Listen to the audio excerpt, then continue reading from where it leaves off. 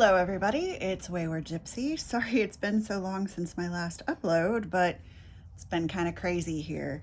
I figured I'd just do a little whip and chat and kind of talk about what's been going on. I am working on my Sparkle Queen Creations bubblegum and sprinkles. Quick information about what I'm working with. I am using my trays from Wilson 3D Designs. I am using a new pen I got from Donna Bass. How freaking gorgeous is that? That is a custom. I ordered a blank of the, this is the same glitter that they use in, I think it's Bass boats. Can you really see that? And then she did a little bit of extra bling in there with some Swarovski crystals and this adorable little bow. How stinking cute. I just have a simple 4-placer in it, and the single placer I am working with, actually right now, heart wax, leftover heart wax, and sometimes white wax from this kit. I am using AB drills from Tmall. So those are mixed in, scattered throughout. I think that's everything I need to talk about. Cover minder is from Sparkle Queen Creations. This one is cold right now, but it is a mood changing one. If I put my hand over it long enough, my hands are warm, so it should change color. Right now it's just black because it's cold. And this is a trash drill cover minder that I made myself with resin for Valentine's Day, hence all the little sparkly hearts and stuff in it. I guess that covers everything I'm working with. Oh, I also am wanting to try this, which also came from Wilson 3D Designs. So at some point while I'm working, I will probably try this out, but I'm going to start out with this because I'm so excited to use it because it's so stinking pretty. Okay, so how has everybody been? It has been definitely pretty crazy here for us. The weather has been back and forth and back and forth and back and forth. We're in central, oh, we're changing color now. See, it's orange. The weather here in central Oklahoma has been pretty typical for spring. We've had some, how to say it? We've had some storms, nothing severe yet. My heart goes out to all the people who had to deal with the severe weather in Georgia and Alabama and those areas. We were experiencing storms, but nothing horribly severe. Here, just enough to freak the dogs out with thunder and lightning and cause my poor husband to have to sleep on the futon downstairs with my yellow lab, who is terrified of thunder and lightning. He's an 80-pound baby. He is kind of afraid of everything, but thunder and lightning, we call them boomers, are his biggest nemesis. Like, even cars that are rumbly cause him to hide in terror. So yeah, my poor baby, he's an 80-pound wimp. I would say he's a scaredy cat, but he acts entirely like a dog. But yeah, the last few days have been absolutely gorgeous here. If you follow me on Instagram, you have probably seen, oh, that's the wrong color. I don't need that, AV. I got my hammock swing up because it has been, I'm going to take off this jacket actually really quick because I am warm in my office. Ugh. So I have both windows open. If there's a lot of noise, it's because both the windows are open behind me and across the room that away. It is a beautiful day, and I was outside in my hammock chair hanging out with the dogs, but I figured I would come inside and get some diamond painting done because I'm kind of celebrating having found diamond painting 3 years ago yesterday. I was going to actually work on this diamond painting yesterday, and then, well, life. I had to take both of my kitties to the vet. My boy kitty, Horace, he's an outdoor cat. He comes in to the bathroom at night because the coyotes near our house are very, very active this year. So I don't really trust him outside at night, not because I don't trust him because he doesn't leave the yard, but I don't trust the coyotes not to come in, and I don't want to deal with that. But so Horace comes inside at night. He is 17 years old, 16 years old. What year is it? 2021. We got him in 2005 or 6. We got married in 2006. That means that's when we got Nara. We got Horace the year before, so we got him in 2005. So he's an old fart. So 16 years old, I guess. He is an old fart, and he has hypothyroid, and we have to get him checked periodically. I was super happy at his checkout yesterday because he's actually gained 1.5 pounds, which is a huge relief. With his hypothyroid, he has a tendency to eat constantly. Like, I literally feed him probably 4 or 5 times a day a can of the Fancy Feast wet food 4 or 5 times a day. And he was losing weight all winter. And yes, we do bring him inside when there is bad weather. He has a heated house with a heated bed that is temperature monitored because my husband is an electronics geek. And, he has a nice, comfy, squishy life in our backyard, but I still worry about him in the winter. So he comes inside during bad weather. But he also comes inside at night right now because, like I said, the coyotes. So we live out that window over there. There's a major north-south road, and on the other side of the road is just open field. Basically, we're right on the edge of the country here, and there is county-owned property right across the street, and it runs for most of the next mile until you hit the next major road, which I think that property is probably owned by someone individual. But it's nice being right on the edge of the country, except you have all of the problems of being in the city and all of the problems of being in the country. So we have a fair amount of traffic outside our back door, but we also have to deal with the screaming, yelling, mating season of the coyotes. So yes, poor Horace comes inside during the nighttime, and he was very unhappy yesterday having to go to the vet. He didn't forgive me until today. I always have my coffee out on the back patio so that I can hang out with him and the dogs can get some sunshine in the morning. And we're out there this morning, and he finally, after I was out there for about 1.5 hours, comes and climbs in my lap, and he's like, "I love you, Mom. I know you didn't do it on purpose. You wouldn't take me there if you didn't have to."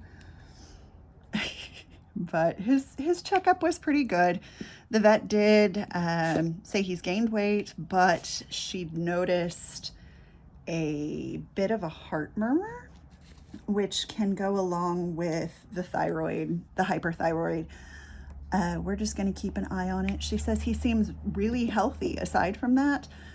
She still wants him to gain a little bit more weight if we can get a little bit more weight on him. He's naturally a really big cat.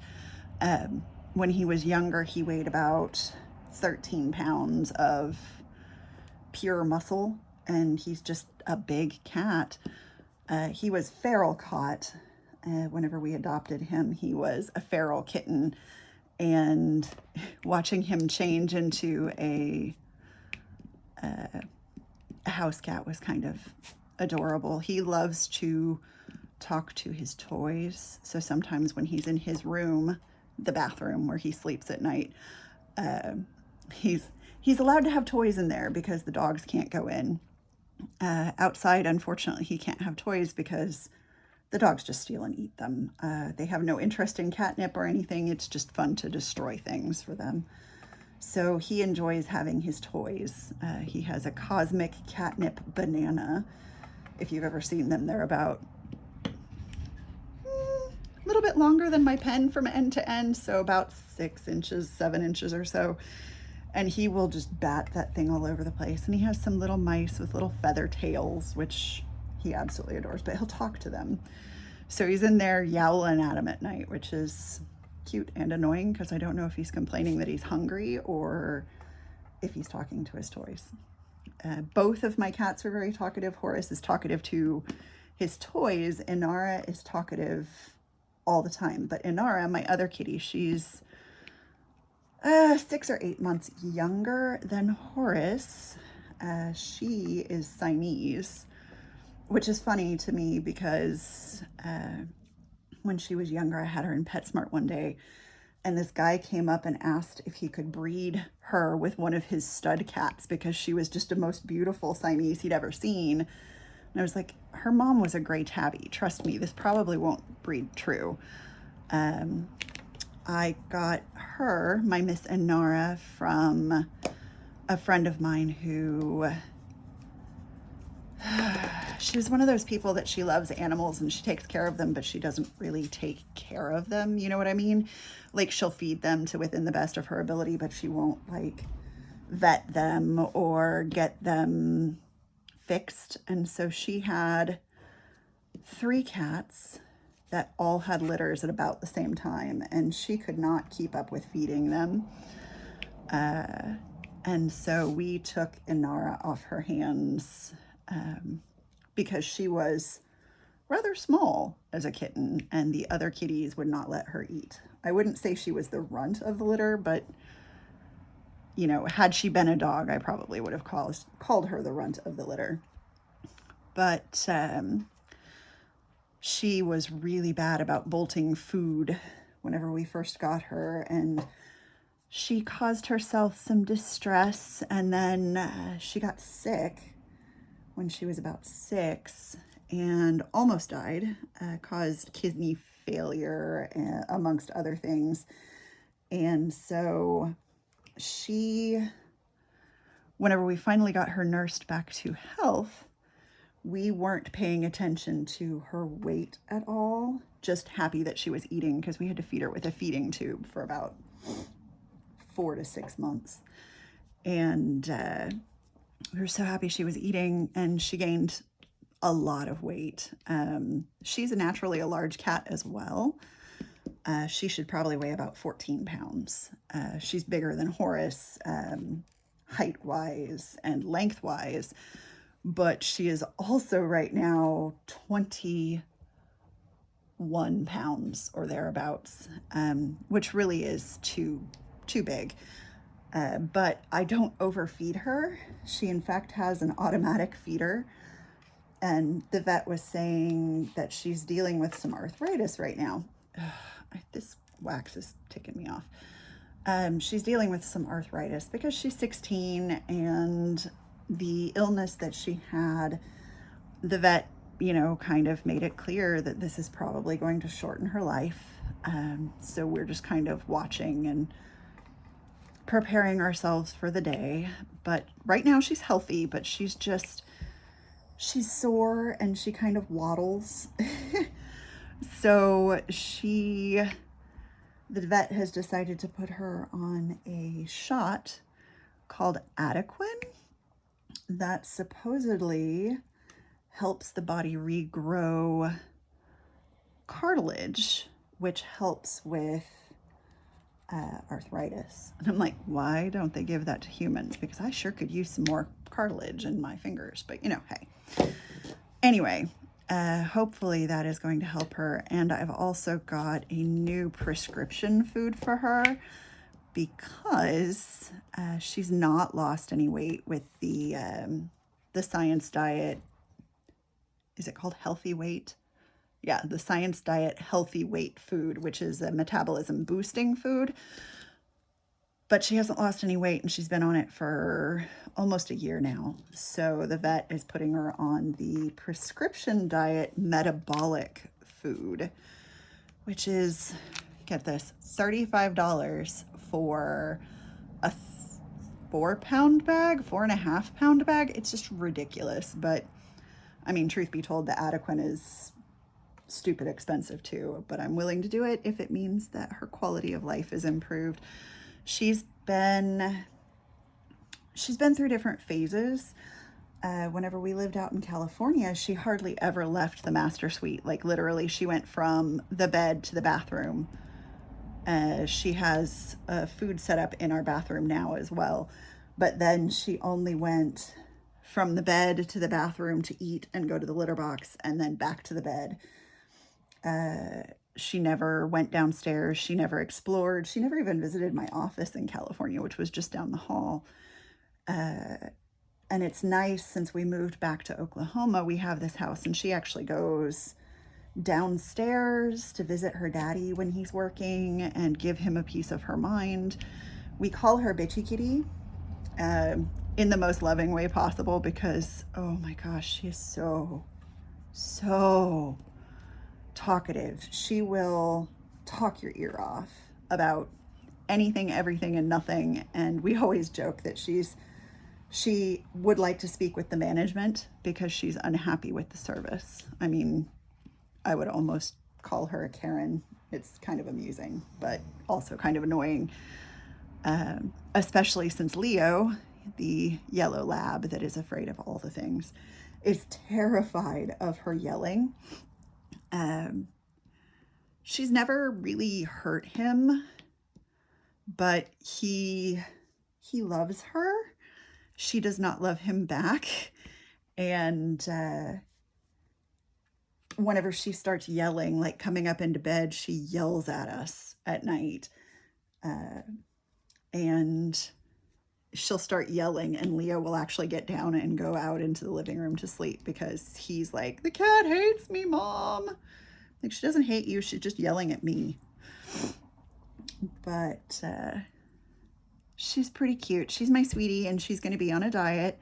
They suggested getting her more exercise, and I just kind of giggled at them because have you ever tried to make a cat exercise? Like, you can take a dog out on a walk, and I have a harness for her when we take her to the vet because she will not be calm in a crate.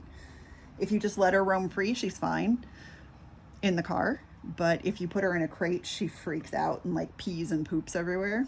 So I have a harness for her, but if I try and take her outside to walk on a harness, she will just lay down and look at you like, what do you want me to do now?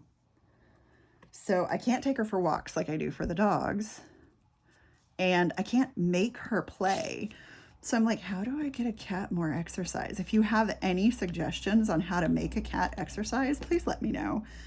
Because like, people have recommended those balls that you put their food in and they have to like chase and hunt their food. But dogs, we have 3 big dogs. So that really won't work for her because we can't isolate her for the time it takes her to eat. I mean, I guess maybe we could. I just don't know that that would actually work. But yeah, yesterday was vet time, which I don't know if you have noticed, but I don't know if you have animals or if you've had to take them to the vet or if you haven't been able to, because I know that there are places that, unless it's an emergency situation, you can't take the animals to the vet because of lockdown. But here, what you do is you drive up, you text them and let them know you're there, and then they come out and get the animal, and they will either FaceTime or Zoom or just call you, and you can talk to the vet directly that way. Well, yesterday I got there because I am pathologically and habitually early. I can't help it. I joke around and say it's because my mom was never on time, and maybe that's part of it, but I think it's more just I stress about being late, and I found that if I just let myself get there early, I don't stress. So I was there, I would say I was there probably about 15 minutes early. And I expect to wait until their appointment time. I'm fine with waiting. Well, I was there 15 minutes early, and I would say 45 minutes later, they finally came outside to take the cats inside. And then they took them inside, and I waited another half hour or so before the vet called me to tell me, to talk to me about the animals and to like discuss any problems I might have, etc. And then it took them another, 20, 30 minutes to bring them back outside after I talked to the vet. And then, I had to wait for their medications and the food to come out. And I was just like, by the time I got home, I had been gone for like 2.5 hours for what should have just been a quick appointment because they're both old. We have to take them in for, I think it's every 6 months. Yeah, every 6 months we take them in for their senior wellness check is what they call it. I keep sticking to this section, so I'm going to go ahead and put this over it. It's usually like, I don't know, maybe, because it takes me 20 minutes to drive there, 15, 20 minutes, depending on the traffic. And then,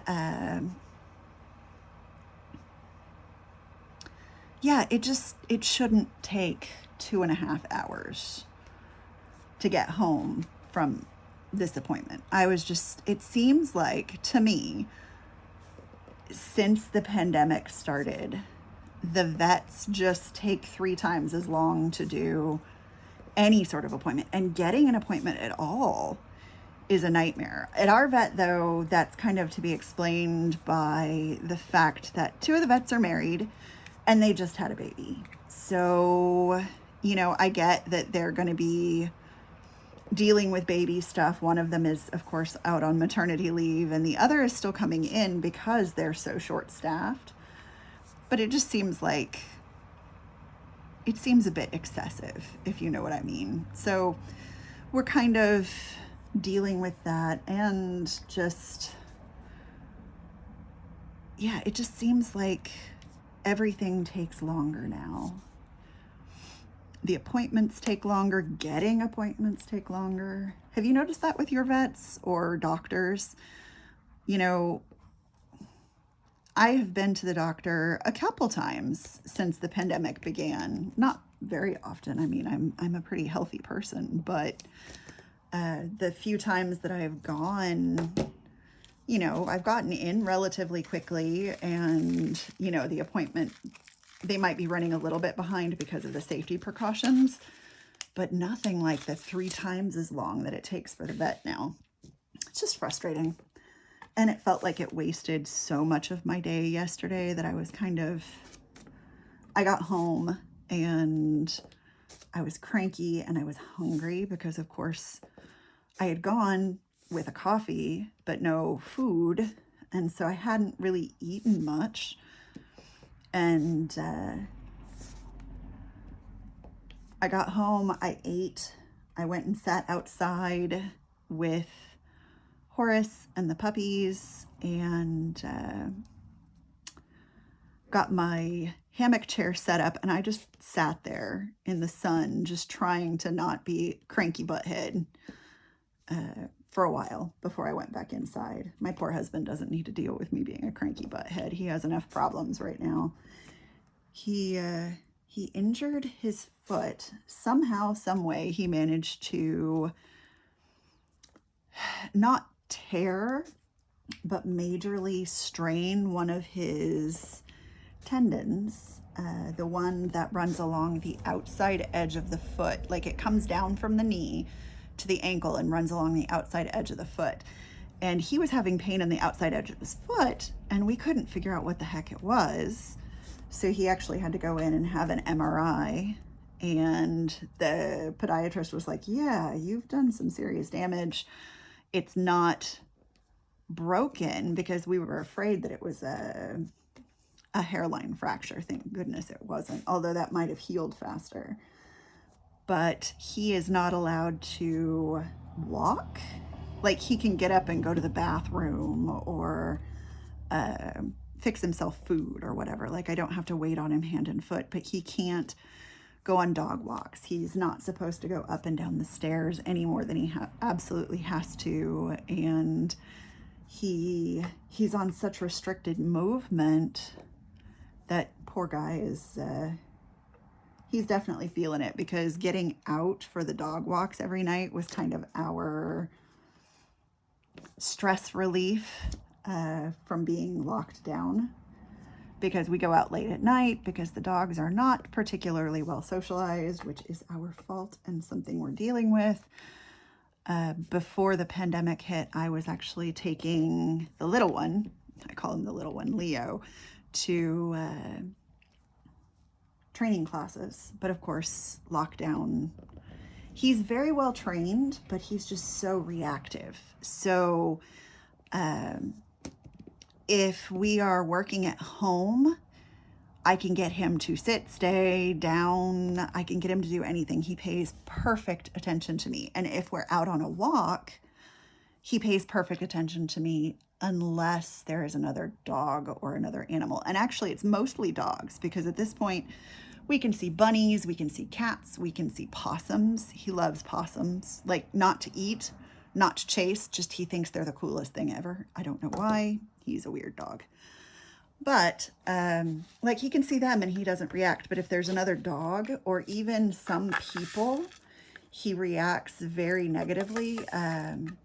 He's very defensive, and he will actually, he does that thing where the best defense is a strong offense thing, which when you're dealing with a 70-pound dog or an 80-pound dog is really kind of a scary thing. So I'm slowly trying to socialize him as much as we can during a pandemic, and it's hard. And Wesley, our middle dog, he's actually laying down over, how do I even do this in this angle?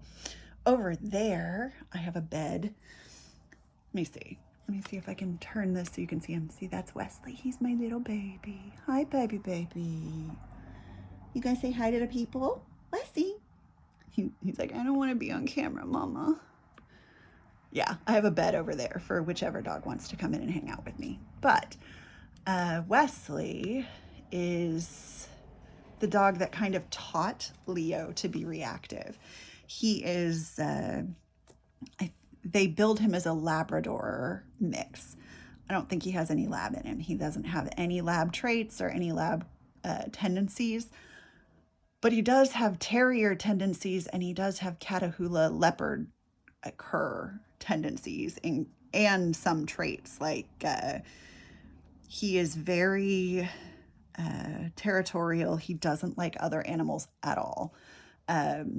He was, in fact, very, very cruel to poor little Leo when we first got Leo. And it's taken a lot of training and constant work over the last 5 years to get him to the point where he doesn't growl at him every time he comes near his mommy, because I am Wesley's person. And woe betide anyone who comes in between Wesley and his mama. But that's been a constant battle on my side, getting him to not react to Leo that way.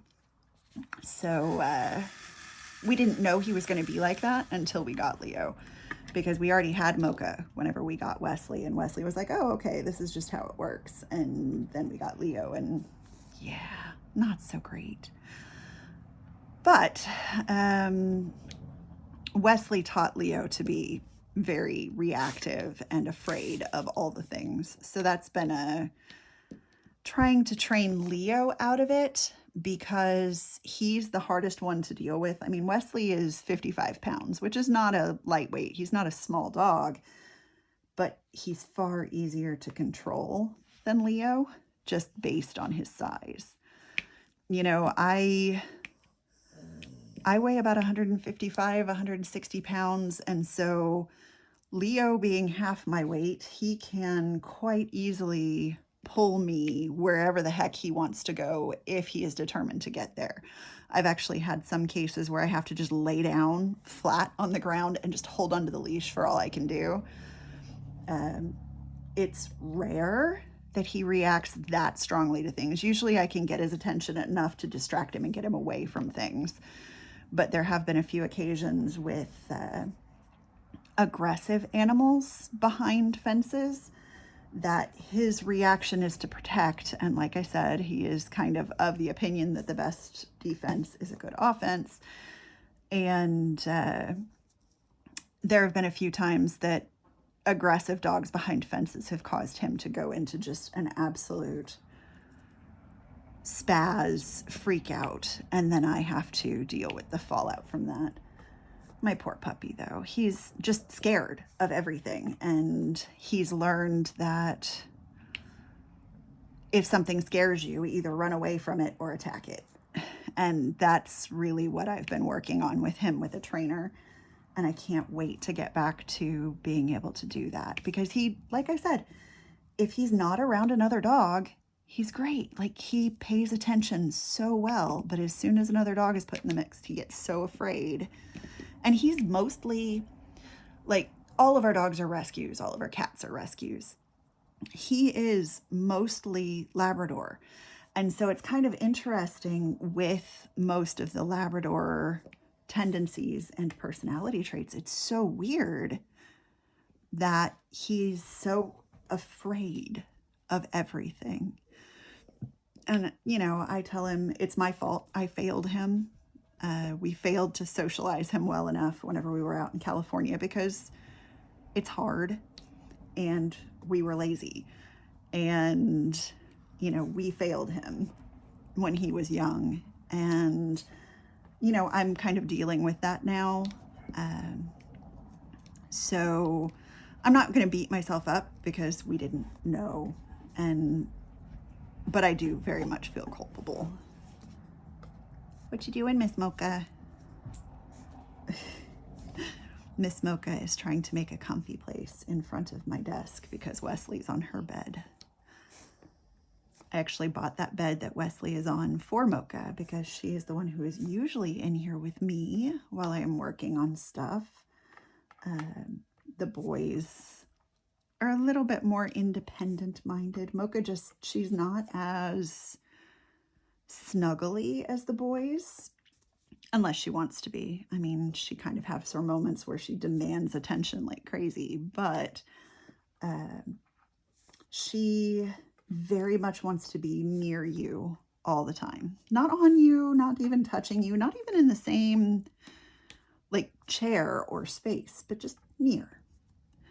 And so since she's usually the one in here with me, I bought the kind of cushion bed because she's getting old. My sweet girl is, well, so the vet gave us a kind of broad range of 1.5 to 3 years old whenever we rescued her, because she was a stray that came to us and there was no way to know how old she was, just judging by her teeth.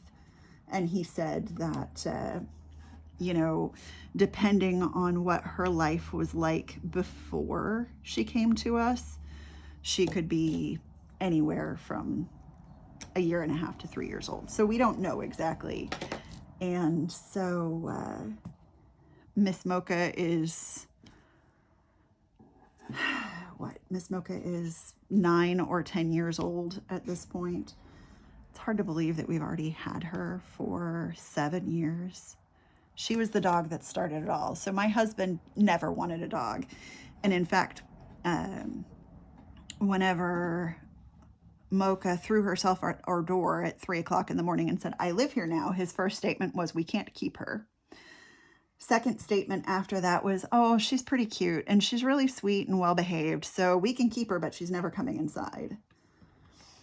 And yeah, she's got him wrapped around her little tail tip. She is very much a daddy's girl, but as she's gotten older, she's become a little bit more of a mama's girl, and she seeks me out and hangs out with me a lot. I think probably because I'm upstairs more. Michael has his home office downstairs, and like I said, right now he can't go down as much because of his foot, but she got used to hanging out with me because going upstairs is fine for her, but going downstairs seems to bother the arthritis in her hips. So she tends to stay upstairs with her mama, and I'm okay with that. I said, it's okay if she becomes a little bit more mine as she ages, because she's pretty calm and she's very sweet. And unlike the boys, she doesn't get all up in my business whenever I'm working on stuff. She actually just hangs out with me, which is comforting and sweet. If I go to bed at night, even if Michael's up, she comes to bed with me. He's like, it's not fair, you stole my dog. Like, I didn't steal your dog. It's just the bed is comfortable and she likes to snuggle her mom. I don't see a problem with this. But I spend most of my day with the dogs. Very rarely, especially since the COVID lockdowns and stuff, I very rarely go out anywhere. And so, you know, since I'm up here and I'm doing laundry and dishes and housework and working on my resin or my crafts or whatever, I am always accessible to them. So like if they need to go outside, if we need to do a quick training session about something, I'm the one that does it most of the time, which I love because it's one of those things that it's a distraction, but it's a good distraction. Like I need to get up off my butt and go outside once an hour or so anyway. So I will, you know, if they want to go outside, I go outside with them. It's good for me. It helps with my depression because if I don't get enough sunshine, I tend to get very down. It definitely affects my ability to cope with the ups and downs of life if my vitamin D is too low. I don't take supplements, but I do make sure that I get outside a lot. How are we doing? It is 36 minutes in. Wow. I am probably not going to edit this just because I don't think I've said anything particularly bad at the moment. It's just kind of been critter talk because that is my life. I am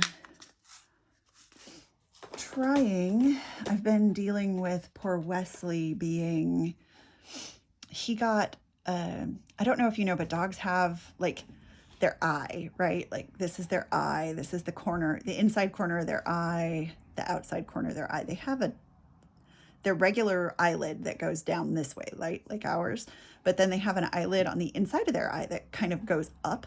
Well, his is white, and so it's really easy to see because he's a mostly black dog. And it got inflamed and swollen and has been staying up, covering up part of his eye. And it got so bad that I actually had to take him to the vet 3 times. And we finally got not really an adequate diagnosis, in my opinion, because it's still not gone. But we got an antibiotic and steroids to kind of help combat it. And he's mostly better. And I say mostly because it is just mostly. Like it's that second eyelid is still kind of crept up into his eye. I would say it's probably covering maybe a quarter, maybe a third whenever he's really tired of his eye. And that's not normal. Like, so that the eyelid goes down like this and this eyelid comes up like this whenever they're sleeping. So really, unless a dog is just waking up or actually sleeping, that eyelid should be retracted all the way down. There are several things that can cause it to creep up the eye.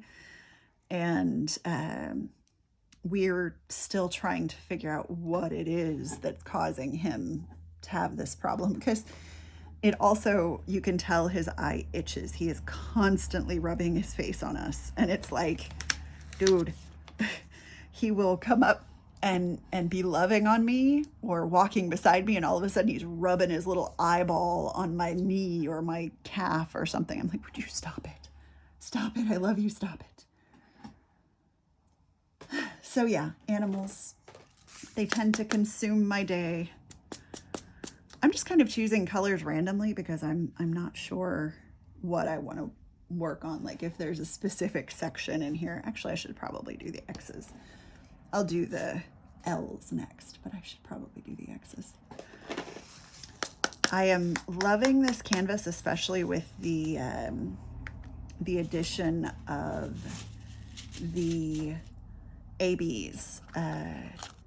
I would love if some of her canvases came with ABs in the future, because I will definitely be buying from her next drop as well. I love independent designers, and B, I just love her artwork.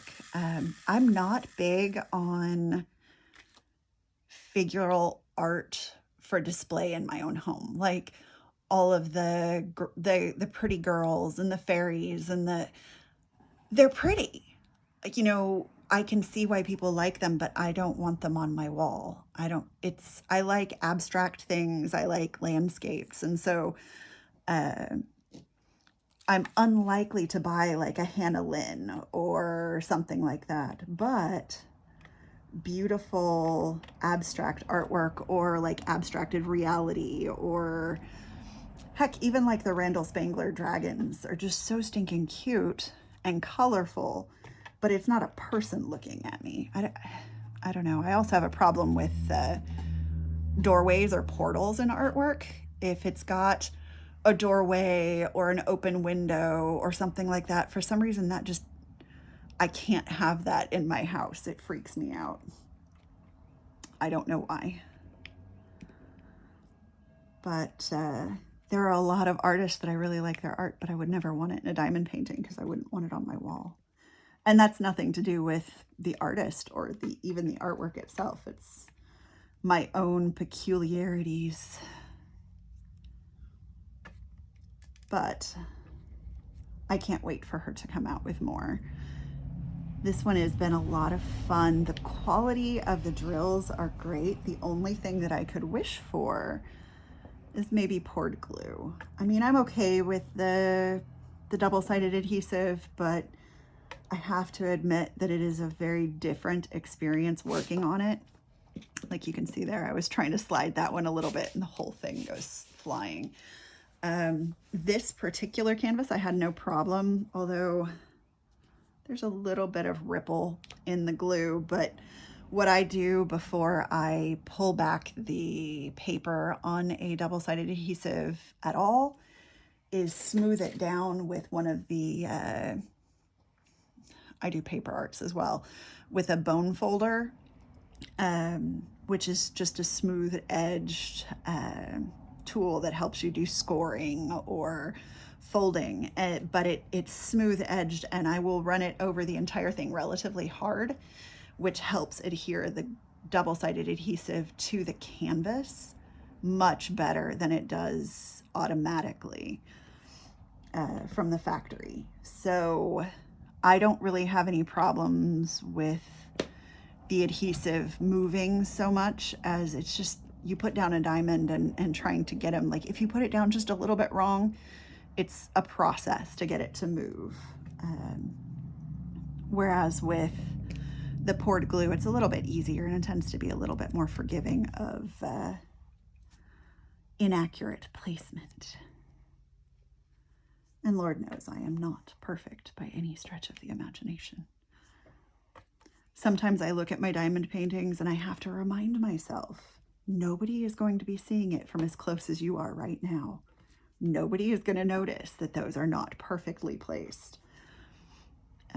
I think that's why I have a tendency to not do a whole lot of squares, as I am so OCD about it sometimes, with squares especially, that I'm just like, nope, no, because it just takes me 4 times longer to do a square of the same size. Like I'm working on I have a work in progress that I'm doing for my husband that I just stopped working on it because it ticked me off. The drills, I don't remember where I got this canvas, probably off of Wish. It was whenever I first found diamond painting, that 3 years ago, and I didn't really know much about it. In fact, my first diamond painting I have over there in the closet right now. I'll go grab it and show it to you guys before I end this. Was Starry Night, and I didn't know, it's a little bitty Starry Night, so it's really pixelated, but it's a square, and so I had no concept that there was a difference between the square and the round diamonds. And I was just buying cheap kits because I wanted to try it out. And somebody had said something about it, and I was like, hey, I wonder if they have those on Wish, because I was obsessed with Wish at the time. I don't think I've shopped on Wish in 2 years now, but for anything, much less diamond paintings. But anyway, I ordered a bunch of these cheapy kits on Wish, and I think that this one was one of them, and it's huge, first off, the one that I'm doing for my husband, and second off, it's all shades of like dark, grayed out blues and greens and blacks and actual grays. So like, I would say probably a good third of the drills that came with that kit are 939. And it's so dark. And you can see, I like the color. The color makes me happy. But it's also square. And it's just, with the kind of crappy drills that I got with the kit, it's painful to do. And if I weren't making it for my husband, I wouldn't finish it. It's that bad. But because it's an image that I know that he will love, and I will frame it and he will put it downstairs in his basement office area so he can show it off to all of his work buddies. If it weren't for him, I wouldn't finish it. And that's saying something, because I can work on just about anything, but man, that one is it's painful because of the quality of the drills. And I know that I could get other drills to do it. I hate the idea of having to buy more drills for something that I already bought drills for. Let's see, we're at 46 minutes. So let's do one more color. We'll do the L's. And then I will show you my first ever diamond painting, the Starry Night diamond painting. I'm pretty sure I got off a Wish as well. And then I will wrap this up. I love this color. Isn't that pretty? It's pink, but it's got just a hint of like lavender in it. Can you see that? It's just so pretty. It's 3609 is the color. There are so many colors in this particular canvas that I was like, have I ever had a canvas with that color? It's so pretty. Like, I love this yellow. Which is this yellow? 973, like the major yellow in here. It's just so vibrant. I'm not a huge yellow person. I mean, favorite colors are blue and green, but it's just stunning. Stunning. I think I've been watching too many fashion YouTubers because they use the word stunning all the time. And so it's kind of stuck with me. That's a great question for you guys. What other kind of YouTube videos do you like to watch aside from diamond painting or crafting related YouTube? I love BookTube. There are a few BookTubers that I absolutely love, that like Chelsea. And Chelsea has gotten into diamond painting lately, which it's kind of funny to watch her videos come out because I'm like, hey, it's a diamond painting video. And I think that she's an affiliate now with Diamond Art Club too, which is kind of funny. She's been definitely doing a lot of Diamond Art Club canvases. But so I like some BookTube. I watch a lot of like discount craft videos, or like Dollar Tree hacks and stuff, because it's just fascinating to see what some of those people make. Not that I ever usually use their tutorials, but it's fascinating to watch what they make with cheap materials. And then I don't dress up. I don't really care about the way I look so much, but there are certain fashion and beauty bloggers that not bloggers, but fashion and beauty creators that there's something about them, or there's something about the specific content that they create that I really enjoy. And I always feel kind of weird because they're young and it feels weird. I'm like, am I trying to reclaim my youth watching this, 26-year-old talk about fashion? I'm not going to wear these things. It's not my style. It's not something that I would wear because I'm 42 years old. I'm not 26, and I don't want to appear like I'm trying to appear 26. So it's kind of, I feel weird, but I also enjoy watching them. So but I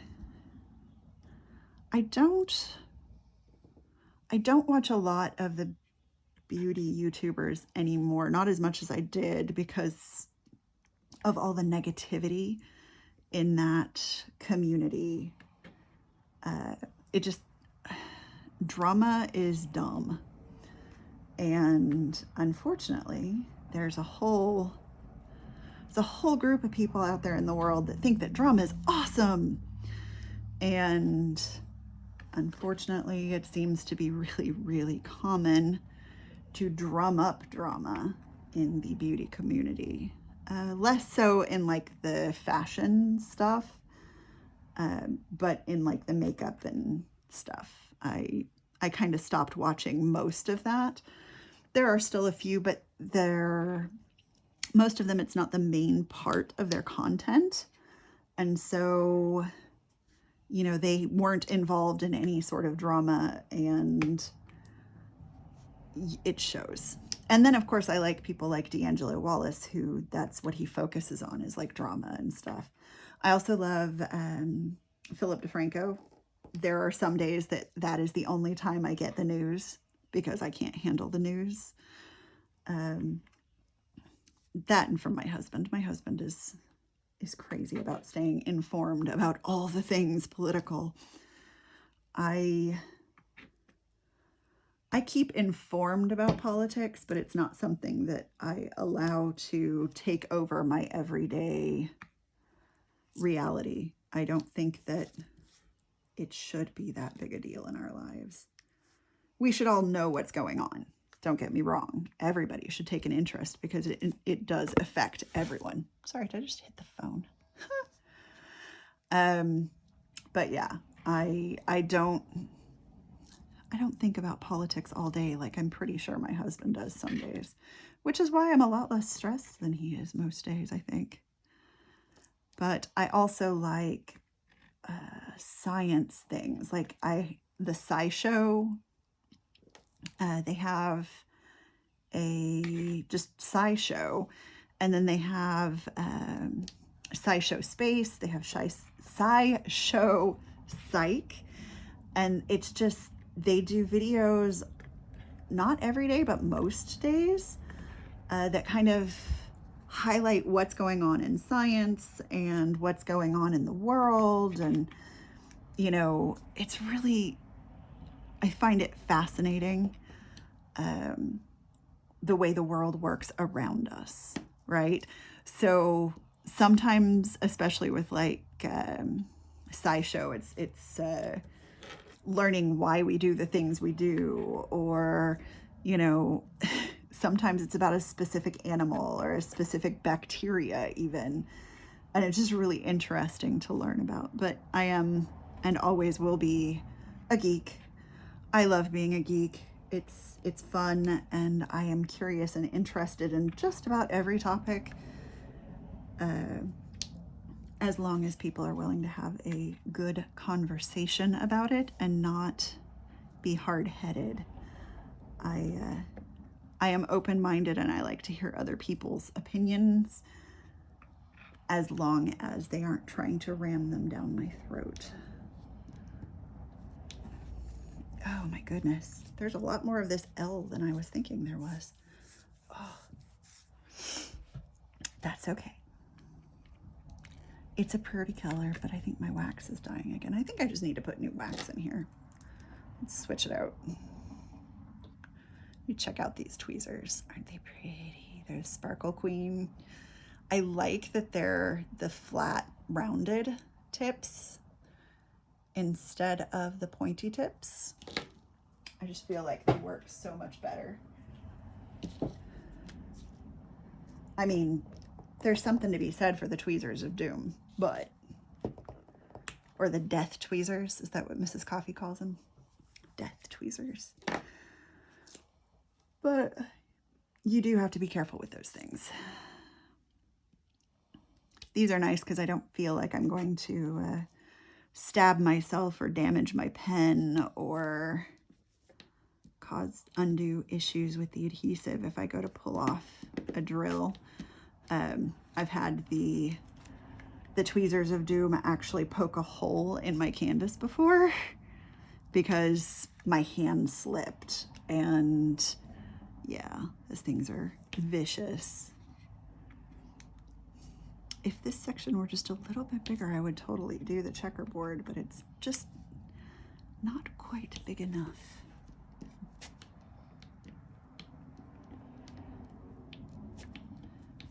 Means I get to straighten drills a little bit more than I normally would, but that's okay. You guys don't mind watching me straighten drills, right? Let's see, what else has been going on? Oh, starting the spring cleaning. I'm sure you saw when I showed you Wesley. My office is an absolute pigsty because after Christmas, I moved stuff in here to clean up the main area, and I have not moved it all out. My office tends to be a repository for just whatever random stuff I don't want to deal with at that exact moment, because as long as I can make it to my desk, I'm good. Although it does stress me out when my office is messed up. I can still work in here. And I mean, I always have a diamond painting going in the living room too, so if I don't want to deal with the mess in here, I'll just work on the one out in the living room, which tends to be my non-licensed stuff, because yeah, you probably will not see me work on non-licensed stuff on these videos. Like, I won't work on my husband's diamond painting in these videos because, like I said, I got it off of Wish and I can't find an attribution for the artwork or whatever, and I'm 99% sure they probably stole the artwork from the artist. And as an artist, I firmly believe in paying artists. So I didn't realize that that was so rampant whenever I first got started in diamond painting. That's one of those things that you don't think about, or at least I don't think about whenever I first get into a hobby, is, you know, things like that. Like, where does this artwork come from? You know, you don't, or at least I don't, automatically assume that, you know, Chinese companies or Russian companies or whatever are stealing the artwork. Like, that's not something I think about. I should. You would think. I mean, I have my bachelor's in fine arts. I am an artist. I've never had an image stolen that I know of, but you would think that that would be on my radar, because of course that's something that they talk about a lot, is, you know, making sure that your art is watermarked and is clearly copyrighted, because, you know, that's something that happens. I wasn't thinking about it. And it doesn't mean I'm not going to do those canvases, because they're already paid for. I'm a lot more careful now about the artwork that I buy. All right. You know what? We're at 58 minutes and 52 seconds. So I'm going to go ahead and grab that Starry Night. I'm going to say, I think that's where I'll leave it for this WIP Chat. And I'll be right back with that canvas. I'm actually just going across the room because I was showing this to my mom's friend recently, because they were asking, oh, you know, you're doing this big one. You know, what was the first one you ever did? And it was this. You can see the section I'm working on is almost as big as this canvas. This was the first diamond painting I ever did. I am a huge Van Gogh fan. I would love to speak correctly. I'm a huge Van Gogh fan. And choosing this as one of my first diamond paintings, You can see I haven't framed it. I figured out about the washi tape and these canvases pretty early, but I don't know if I will frame it or not. It's a beautiful piece. It's so pixelated. I would love to do one of the large versions. This is pretty for the size that it is, but it is definitely pixelated, and it's such a tiny piece of that artwork. So in the future, I will probably do a larger version so that I can put it up. But that was my first diamond painting to my most recent diamond painting. The size is vastly different. I can't get over. I thought this thing was big whenever I did it, but alrighty. I'm gonna let y'all go for now, but I will catch you later. Bye.